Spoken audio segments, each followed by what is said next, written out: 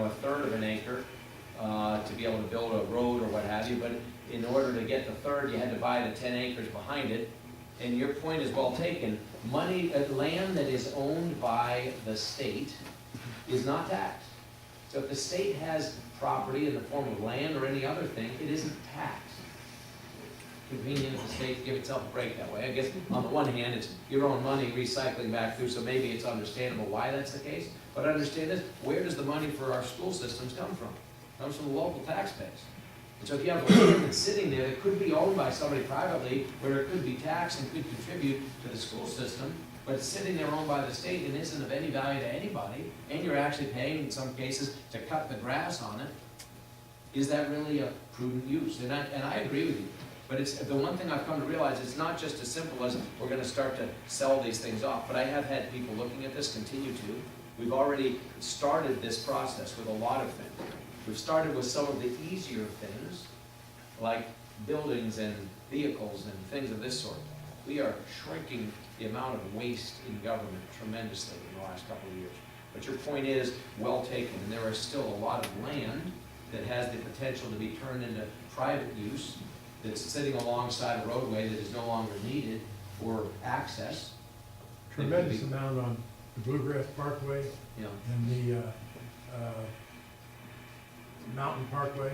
yeah. I mean, there's 10-acre pieces along some of these. Yeah, again, sometimes in order to buy the piece you needed, you had to get a whole lot more. Someone wasn't going to sell you just the frontage.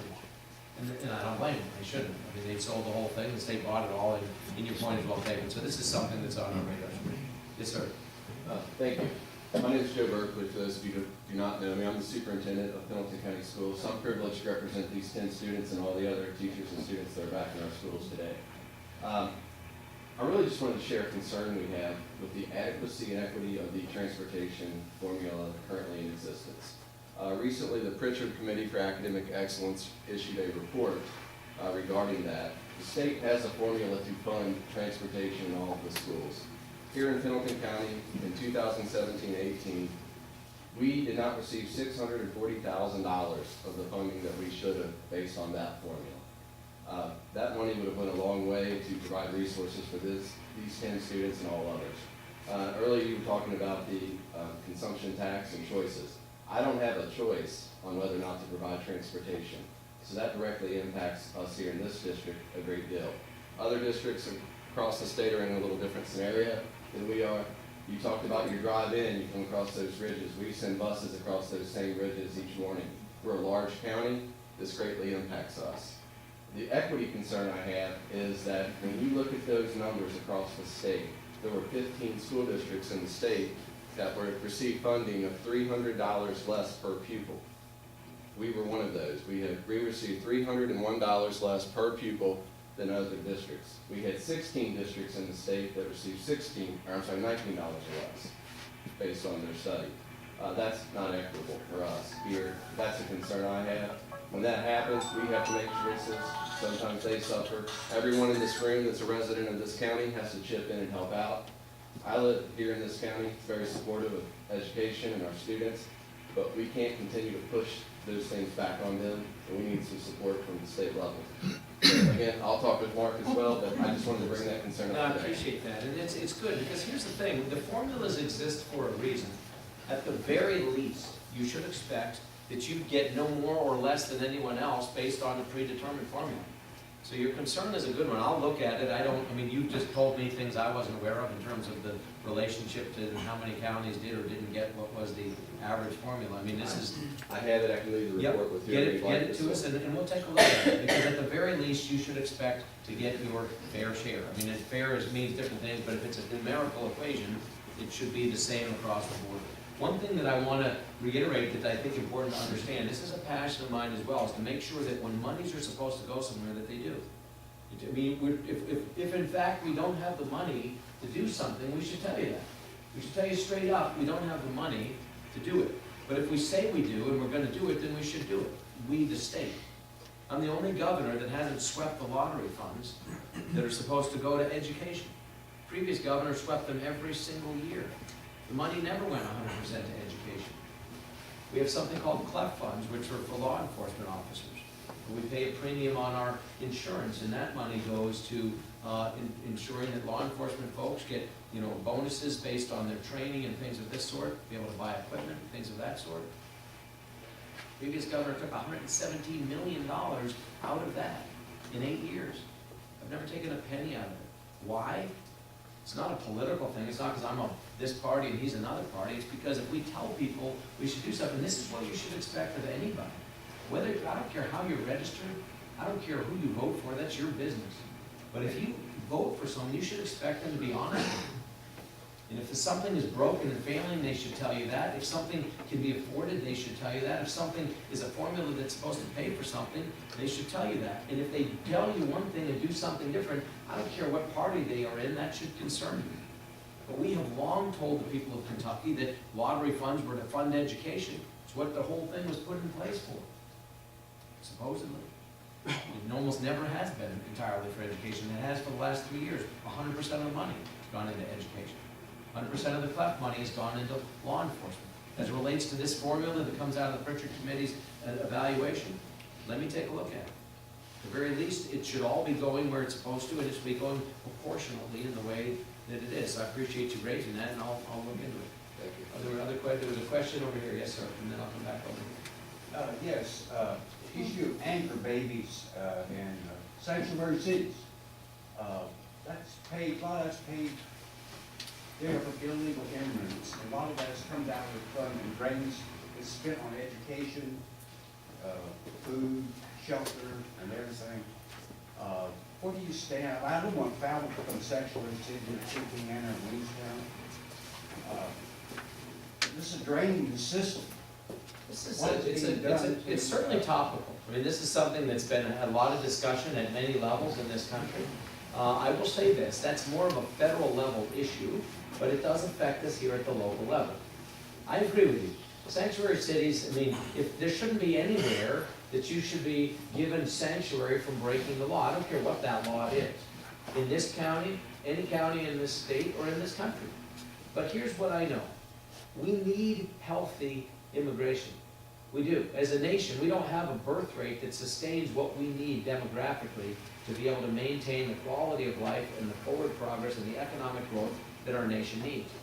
There was a time when, just a generation or two ago, when some of us were being born, that was a different story. But that has changed. So we need immigration. And I will tell you this, any of you in the ag community, I mean, if you work on a dairy farm, you work in the fields, you work on a horse farm, where is much of your workforce coming from? They weren't born here. That's just the reality of it. We have increasing numbers of and I grew up in that world, and I know how hard it is to work on a dairy farm. I know how hard it is to hay and work in the fields, to muck stalls. I know that. I know that world personally. Pluck chickens. I guarantee there's not a governor in America that's plucked more chickens than I have. But all that to say that I know it's a hard work.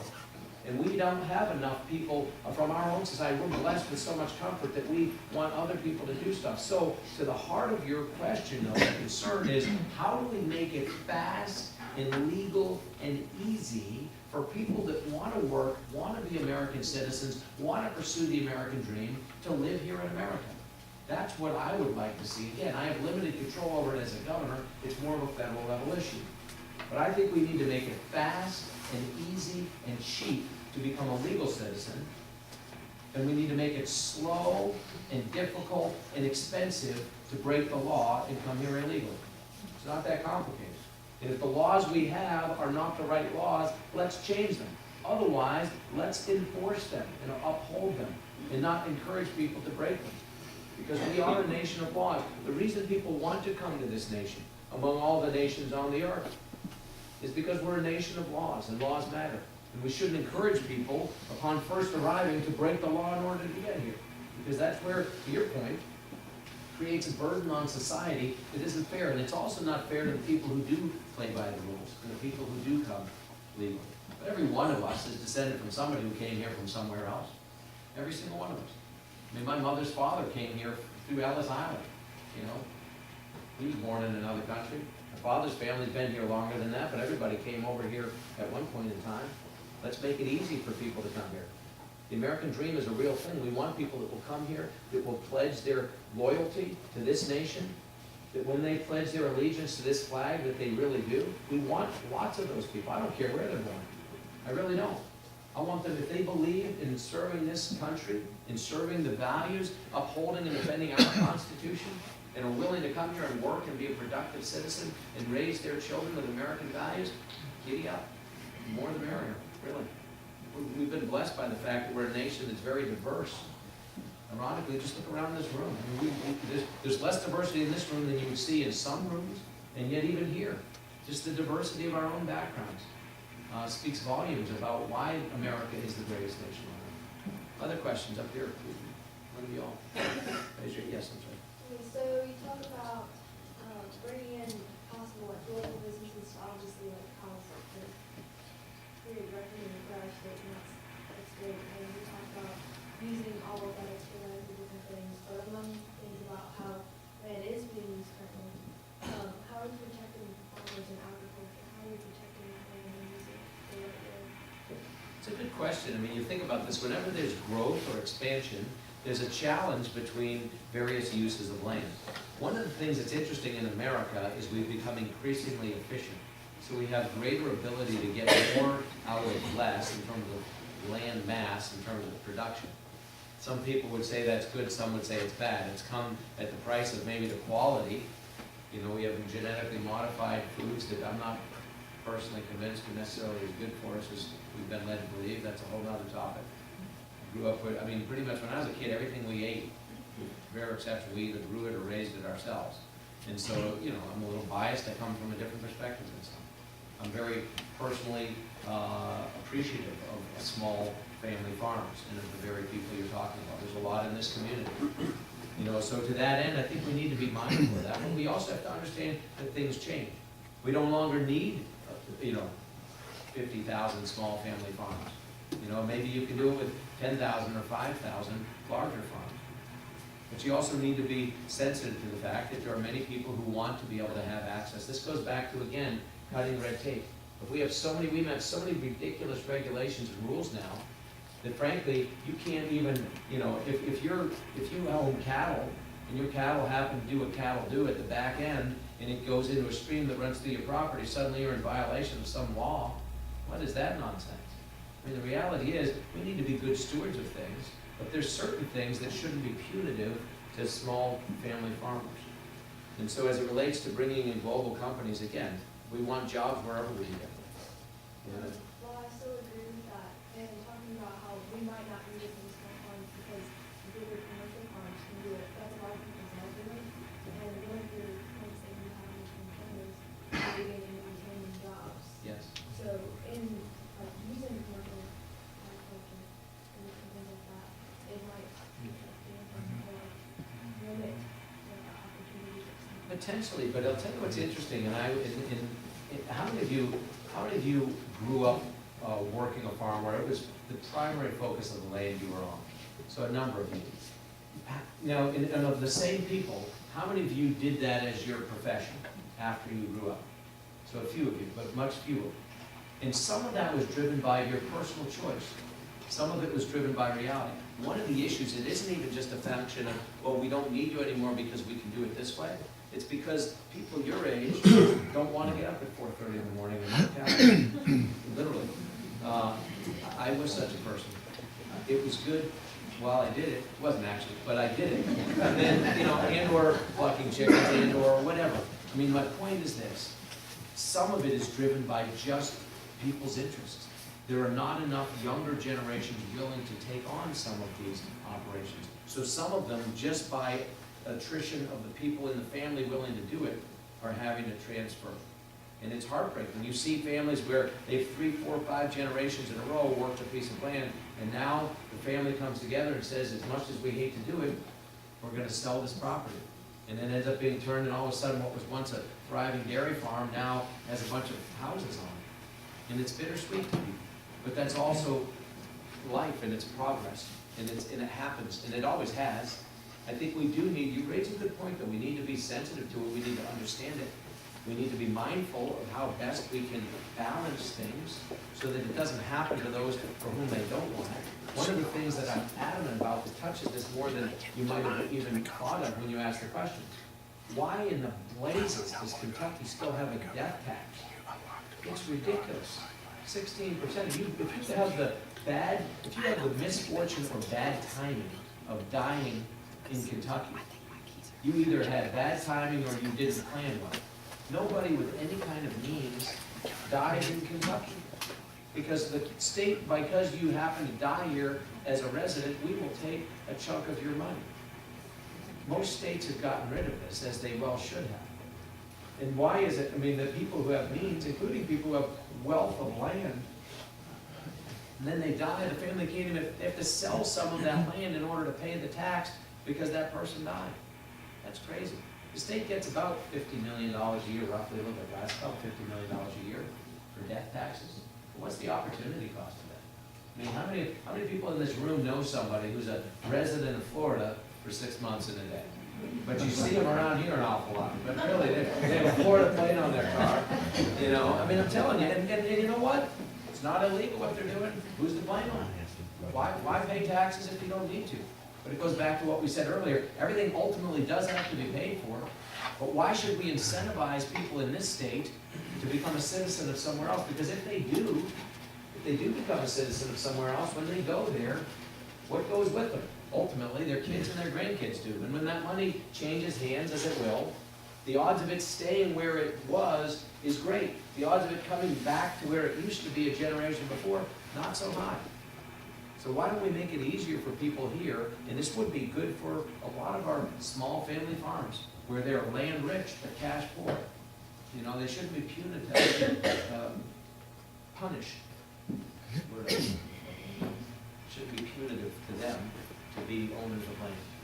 Other questions? In the back, yes, sir. Governor, what's your, I mean, we talked about the marijuana and the recreational use of, but given the hemp production and the decline of tobacco here in our state, what's your outlook on hemp production here in the state? I think it's very bright, and I'm a strong supporter of it. It's a great cash crop. It really is. Hemp is an incredible industrial crop. It has a tremendous number of potential uses. Not the least of which are some of the derivations of oils and things that have medicinal capability, but also the fiber is incredibly robust. I mean, they're making, you know, dashboards and automobiles, let alone the more traditional things like textiles and other things that can be made from hemp. It's an incredibly diverse number of things that can be made from it because it's a very versatile product. It would grow and has historically grown very well in this area. It's a great cash crop. I know Senator McConnell right now is trying to get this farm bill shepherded through the Congress, and this is an integral part of it. We have pilot programs now. I'm supportive of that, but I just soon make it legal. Here's the one thing.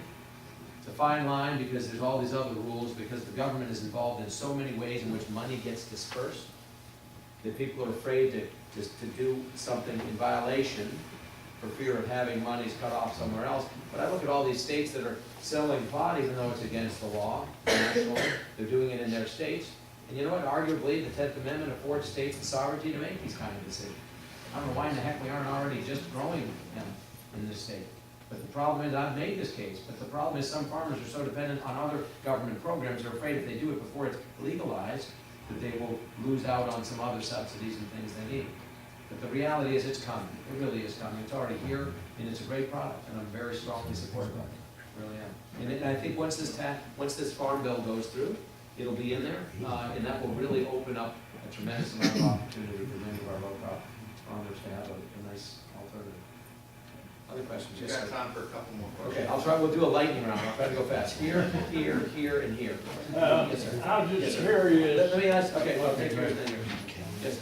Go ahead, sir. You who started, I'm sorry. me? Yes, sir. Okay, I was curious about you and Mark Levin. You were on that program.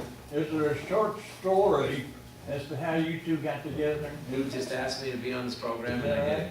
You know, that was You did a it. damn good job. I had to Great. thank you. I had never met him before. I've spoken to him before. I've been on his radio program. I'd never met him prior to doing that. He has a new television. I don't own a television. This may sound crazy. I don't own a TV. Yeah. I'm aware of the fact that it exists, and I don't have anything against it. It's just that I don't have I read, and so do my kids. But, so I've never seen that show. I've never seen it before or since. The only thing I've ever seen is when I sat in that studio with him. I was impressed. I Thank really you. was. You Thank did you. He great. invited me to do it. It was an hour-long just Q&A, and I appreciated the opportunity. I really did, but thank you. Yes, sir. Given the length of time that local police departments and sheriff's departments have to wait to get somebody in the police academy, and the length of the training itself, has there been serious consideration of doing police academy here in Northern Kentucky? Here's the problem, you're talking about the police academy like for state police or? For local police. For local, for the training? Yeah, Yeah, I mean, Department of Criminal Justice training, yeah. there's a lot of conversations that have occurred, yeah, because all this goes through Richmond, exactly, it goes down through that campus. There has not been, see, your question was, has there been serious discussion about opening a northern campus for this? No. Correct. To my knowledge, there has not been. There has been some discussion through the years of doing it in other areas, but the ultimate intent has been for a variety of reasons. Efficiency, economies of scale, savings, costs, et cetera, to just keep it concentrated where it is. But your question about the timing and delay is a valid one, and I guess it's worth us looking into.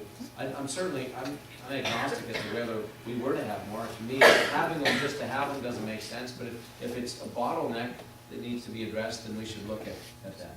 So I'll get your contact information, any thoughts you have on it, I'd be happy to look at. One of the things you didn't ask about, I'll touch on it quickly so we can get to these last couple of questions, but one of the things that I have done as it relates to, for state police, for example, we used to make it so onerous to be able to qualify. You used to have, I forget how many credit hours of college before you could even apply to the academy. It's crazy. Now, I said, let's just turn it around. Let's make it so that if you're qualified and you are capable of being a potential trooper, we'll accept you. You still have to go through the same rigors. You don't guarantee to come out the other end, but we broaden the net of people that we could have at the front end. But at the end of that now, you will have a minimum of an associate. We won't demand it in advance. We will, as part of your criminal justice training, make sure you have a degree. At the very same time, you end up becoming a trooper on our roads. And it'll be a degree that's very specific to the very thing that you're doing and that we have, training you for. So, we're kind of turning it around. I mean, I'd rather have, with all due respect, I'm just gonna, I'd rather have a kid that's 28 years old that worked, in Eastern Kentucky in a coal mine since he was 18 years old. He's 10 years of work experience, drug-free, hard work, timely effort. I'd rather have somebody like that applying to the academy than someone who's 28 years old, has been living in their parents' basement and in school for the last 8 years and has 30 degrees of credit for things that are unrelated to anything. I mean, the irony is the latter kid would have been qualified to apply and the former kid wouldn't have under the old rules. So to me, I want the net to be wide open. You still have to go through the process, but your point is we need to address some of these bottlenecks. I'm with you. We don't suffer from too much access to law enforcement right now at any level. We really don't.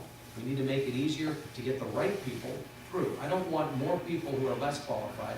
I want more people that are as fully qualified as they are now or then some. So I'll get your information. Well, if you can get with some of my team here, I'd appreciate your thoughts. Yes, ma'am? You had a question, and then there was one up here, and then. I did. Yes, ma'am. I'm impressed. I came with a different mind, but I'm listening. And my thought is, from the teacher's standpoint, we're talking about charter schools. I just came back from Florida, talked to people from Florida about charter schools. Some people think these are the greatest things going. We're very nervous about that. And my biggest problem with the charter school idea, if you do that as a privatized school, I went to a private school and my parents paid for that. But if you do that as a public private school, what will you do with handicapped children, children that are special ed? We spend multitude amounts of money helping these children in the public schools. Much of our budgets go for that. If you have a charter school set up, would they have the opportunity to say, we will not take you? Or what will we do with those children and the gifted kids too? Sure, yeah, it's two ends of that spectrum. That's and right. need, and both of whom need more resources, ironically, but for different reasons.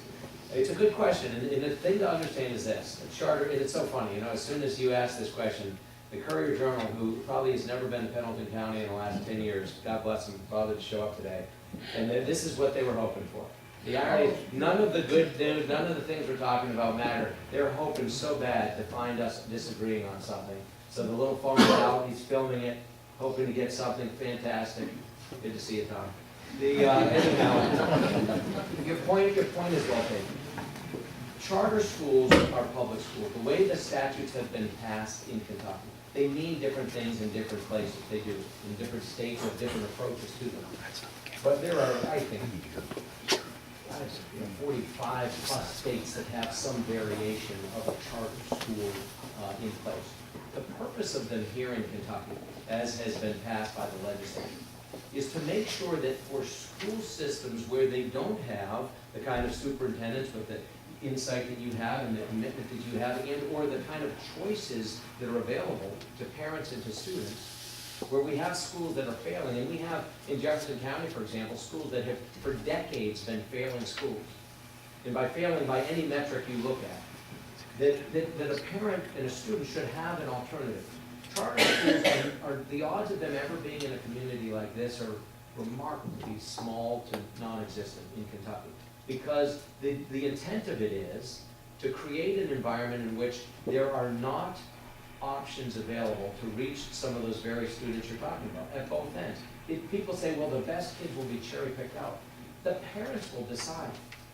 The parents should have that right. Who are we, any of us, to say that a parent doesn't have the ability to decide what is best for their child? And if tax dollars are being spent for option A, option B, or option C, the parent should have some say as to which option is best for their child. The parent knows best, and that child knows best what they need and want for themselves. And so as it relates to these other programs, this isn't a zero-sum game, and that's the important, the heart of your question is a good one. It's important to understand, this isn't like, well, if the dollars go here, that's going to rob this other school. The dollars should, in some measure, be with the child. You shouldn't get monies to educate a child who's not there, nor should you get monies taken away from you for no reason other than the fact that you have a tougher demographic to educate. We need more dollars. There's a reason why more dollars go. The SEEP formula attempts to take some of these things into consideration. It's not perfect, but the reason some school districts get more than others through the SEEP formula is because there are variables that look at the number of kids in, on IEPs, the number of kids who are reduced in free lunch, the number of kids who are in gifted programs, et cetera, because these things do cost more, and so more monies go into those school districts. So some of it's already being accounted for. Here's what I would say. You're likely to see, and again, it's going to come through the legislature, you're likely to see, as funding comes into place and these start to be put in place, you're likely to see it limited to some of the more populous areas. I really am telling you, even by law, I don't think they'll be allowed in the communities like this. Whether they should or shouldn't be, it'll be determined by the legislature. But I think the key is, let us not fear the idea of improving our capabilities across the board. I mean, really and truly, if we have the best approach already, then the best approach is what we have. And nobody will want an alternative. Somebody asked me a great question the other day, and it is a great question on the same front. They said, listen, one of the reasons charter schools tend to succeed where they do is because while they may be a public school, they may be taking in the very same kids, they have less rules and restrictions, all this auditing and testing, they have less of those hoops to jump through. How about if you just give all the rest of us less of those hoops to jump through? That's a great question. I agree with it completely. I would rather do that.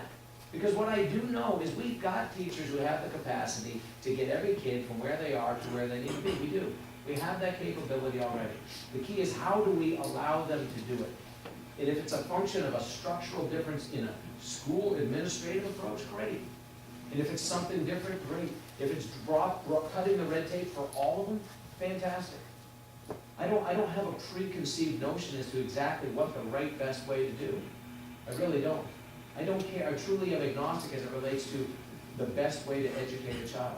But just as with my own children, I want whatever option is available to get them from where they are to what a good, productive, virtuous citizen life looks like for them.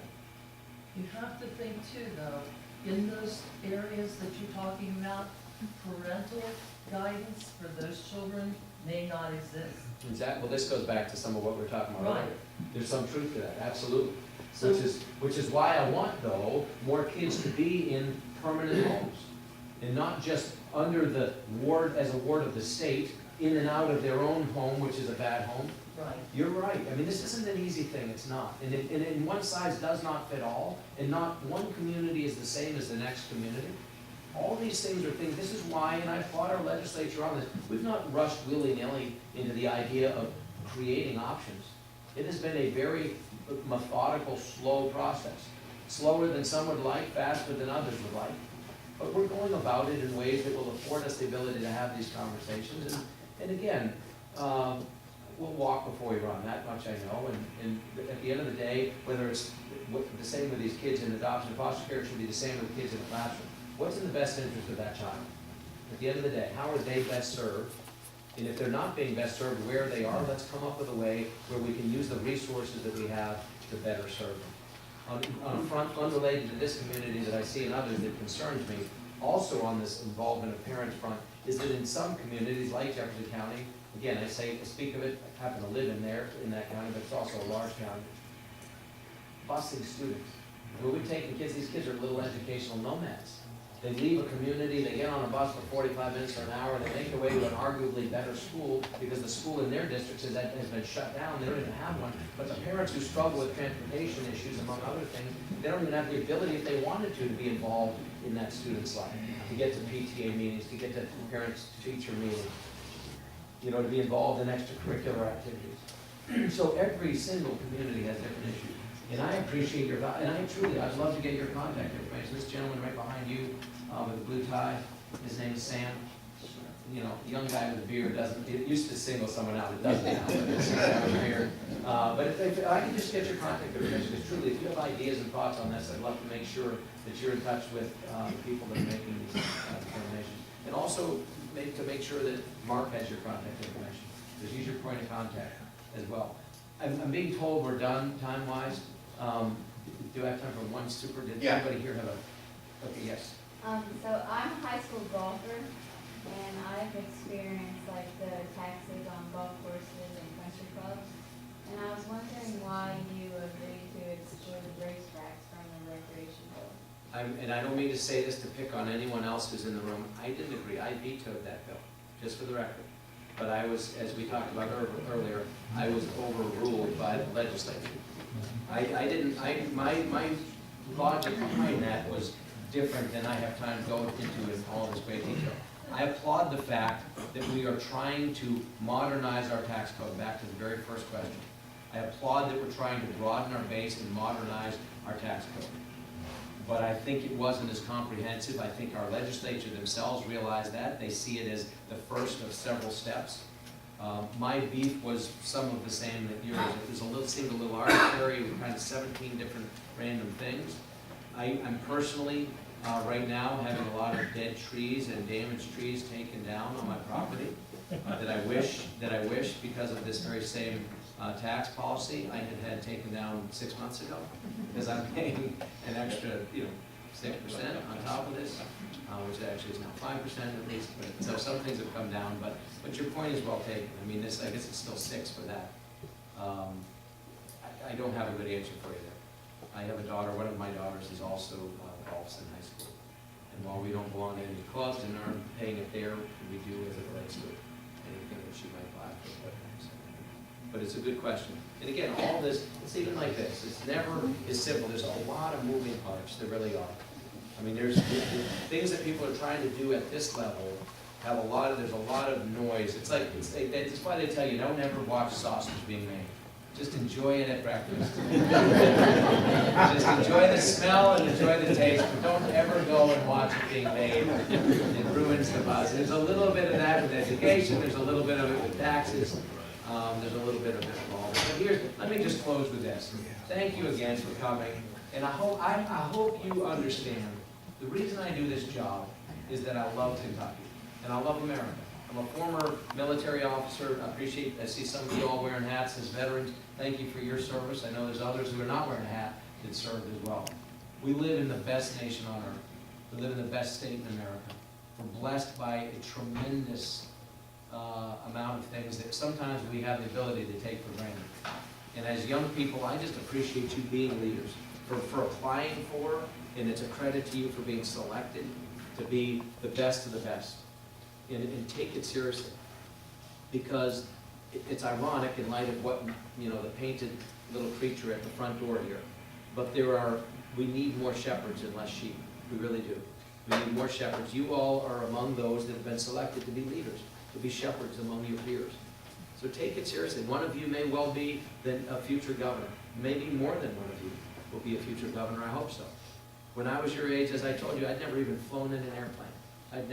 You know, there's a lot of things I would have never imagined would be possible.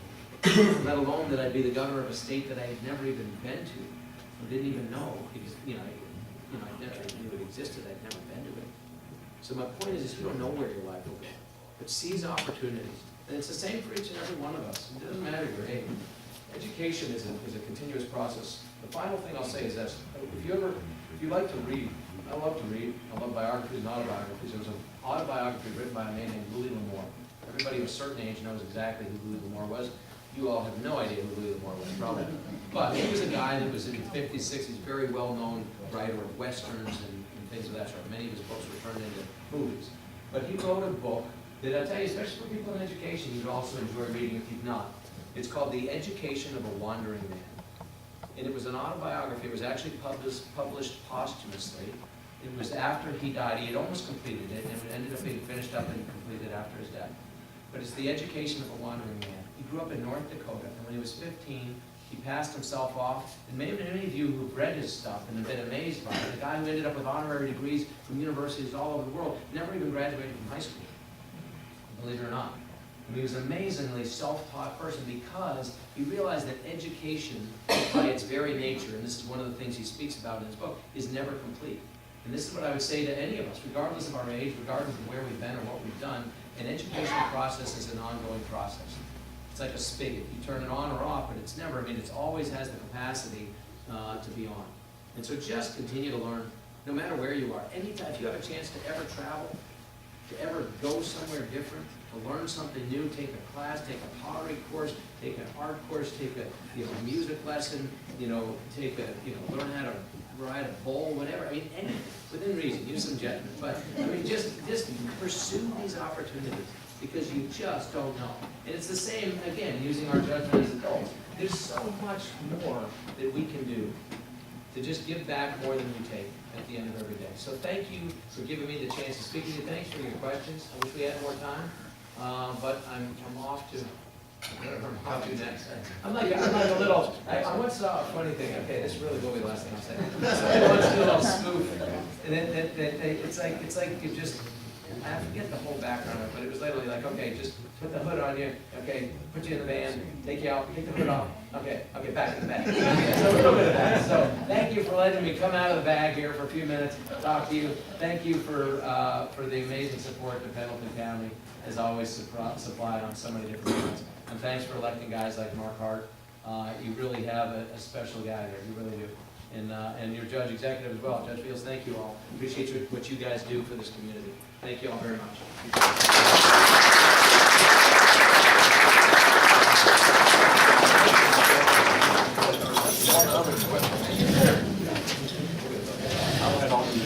I'm being told I don't have to back.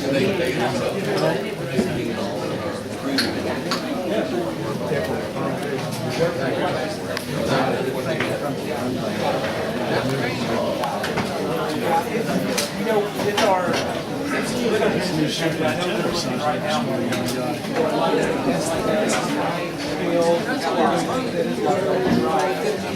Makes me feel better now when I get my tax increase every year.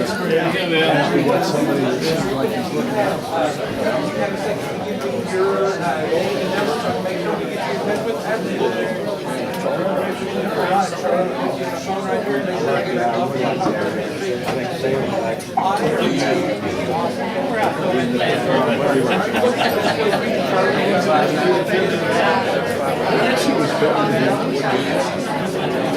Later, All right, Mr. Burke. Well, I went on.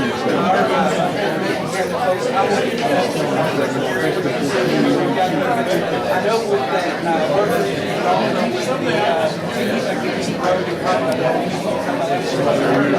See ya. Why they just, we all felt fixed it. They just left They didn't finish it.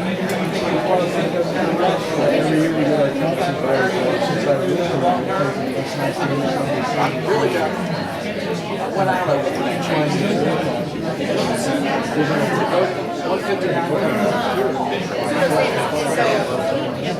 They just,